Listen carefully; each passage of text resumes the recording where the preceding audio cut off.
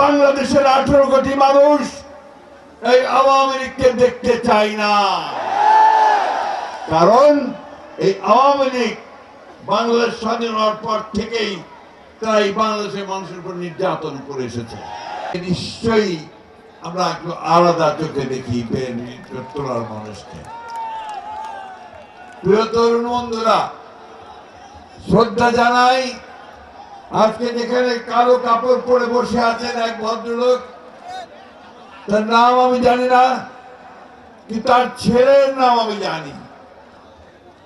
যে ছেলের প্রথম শাহাদাত আমাদেরকে এই ফ্যাসিস্ট হাসিনাকে সরানোর পথকে পরিষ্কার করে দিয়েছিল, সেই ওয়াসিমকে। অসংখ্য মানুষ প্রাণ দিয়েছে, একজন দুইজন নয়, লক্ষ মানুষ তা নির্যাতিত হয়েছে, হাজার হাজার তরুণ প্রাণ দিয়েছে। দীর্ঘ 15 বছর ফ্যাসিস্ট হাসিনা আমাদের গোটা জাতির উপরে নির্যাতন চালিয়েছে। 60 লক্ষ মানুষের বিরুদ্ধে মিথ্যা মামলা দিয়েছে, 20,000 মতো মানুষকে হত্যা করেছে, 1700 মানুষের উপর মানুষকে গুম করে দিয়েছে।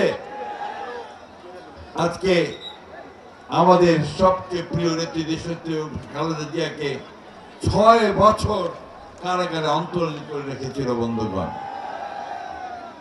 আমাদের তরুণ নেতা যার দিকে আজকে সারা বাংলাদেশ তাকিয়ে আছে, সেই নেতা তারেক রহমান সাহেবকে এখনো দেশে ফিরতে পারেননি। বন্ধুগণ, এই অবস্থার অবসান হয়েছে শুধুমাত্র আমাদের তরুণ ভাইদের জন্য। বন্ধুগণ, সেই জন্যই আজকের এই সমাবেশ। আমি ধন্যবাদ, কৃতজ্ঞতা জানাতে চাই আমাদের নেতা জনাব তারেক রহমানকে, যে তারই পরিকল্পনায় আজকে আমাদের তরুণ নেতারা এই স্বেচ্ছাসেবক দল, যুব দল, ছাত্র দল, তাদের সমবেত প্রচেষ্টায় আজকে একটা অভাবনীয় একটা সমাবেশ এখানে সংগঠিত হয়েছে। বন্ধুগণ, ধন্যবাদ আপনাদেরকে। আমরা একটা কঠিন সময় অতিক্রম করছি। আমরা একটা, আমি বলি যে কিছুটা অস্বাভাবিক সময় অতিক্রম করছি। হাসিনা পালিয়েছে, তাই না? কি হাসিনা পালিয়েছে কিনা? কন্যা কেন? হাসিনা পলাইছে, কিন্তু তার প্রেতাত্মারা এখন আছে। তারা এখনো ষড়যন্ত্র করছে বাংলাদেশে আবার তাদের রাজত্ব প্রতিষ্ঠা করবার। পারবে নাকি বন্ধুগণ? আমাদের তরুণদের সামনে তারা টিকে থাকতে পারবে? তাদের ষড়যন্ত্র চক্রান্ত কি সফল হবে? হবে না। বন্ধুগণ, দুর্ভাগ্য আমাদের যে আমরা যাদেরকে দায়িত্ব দিয়েছি আমাদের এই দেশকে একটি গণতান্ত্রিক ব্যবস্থা ফিরিয়ে নিয়ে যেতে, তারা ঠিক সঠিকভাবে সেই কাজটা এখনো করতে পারছেন না। ফলে মাঝে মাঝেই বিভিন্ন রকম সমস্যা সৃষ্টি হচ্ছে। সেই সমস্যাগুলো তাদেরকে আরো শক্তিশালী করার সুযোগ সৃষ্টি করে দিচ্ছে।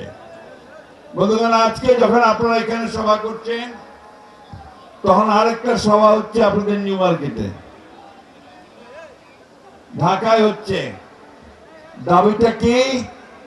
দাবি হচ্ছে যে আওয়ামী লীগকে নিষিদ্ধ করতে হবে, তাই না? আমরা এই মাঠে যারা আছি তারা সবাই শুধু নয়। বন্ধুগণ, আমরা বাংলাদেশের 18 কোটি মানুষ এই আওয়ামী লীগকে দেখতে চাই না। কারণ এই আওয়ামী লীগ বাংলাদেশ স্বাধীন হওয়ার পর থেকেই তাই বাংলাদেশের মানুষের উপর নির্যাতন করে এসেছে, গণতন্ত্রকে ধ্বংস করেছে, একদলীয় শাসন ব্যবস্থা বাকশাল প্রতিষ্ঠা করেছে। বন্ধুগণ, ওই আমাদের ভাইরা ছবি তুলছেন, টেলিভিশন দেখাচ্ছেন, তাই না? সব বন্ধ করে দিয়েছিল, শুধুমাত্র 4টা পত্রিকা খোলা রেখেছিল। সাংবাদিকদের স্বাধীনতা সেদিন ছিল না। অর্থনীতিকে বন্ধ করে দিয়েছিল। খসরু ভাই ভালো জানেন, এটা বলেন ভালো করে। সেই অর্থনীতিকে সেই জিয়াউর রহমান সাহেব এসে খুলে দিয়েছিলেন। সংস্কার কথা বলেন, আরে প্রথম সংস্কার তো করেছেন জিয়াউর রহমান। একদলীয় শাসন ব্যবস্থা থেকে বহুদলীয় গণতন্ত্র নিয়ে এসেছেন। সংবাদপত্রের স্বাধীনতা দিয়ে দিয়েছেন, বিচার বিভাগের স্বাধীনতা দিয়ে দিয়েছেন, অর্থনীতিকে মুক্ত করে দিয়েছেন। এবং আজকের অর্থনীতির যে ভিত্তি, সেই গার্মেন্টস ফ্যাক্টরি, গার্মেন্টস পোশাক শিল্প এবং আমাদের মানুষদেরকে বিদেশে